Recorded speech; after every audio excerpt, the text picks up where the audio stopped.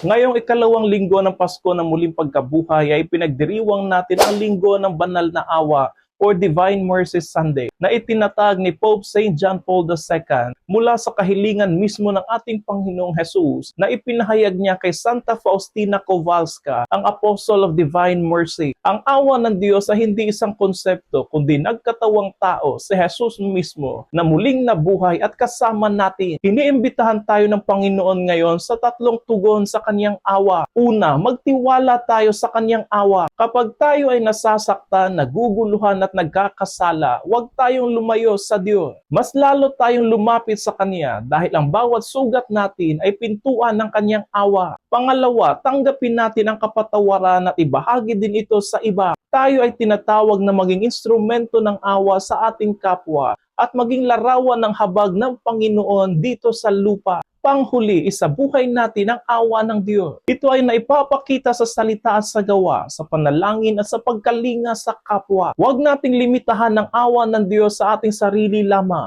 Ipagkaloob at ibahagi din natin ito sa iba. Ngayong linggo, ipagkatiwala natin ang lahat sa awa ng Panginoon at hayaang mula roon dumaloy ang buhay, pag-asa at tunay na kagalakan. Lord Jesus of the Divine Mercy, we trust in you.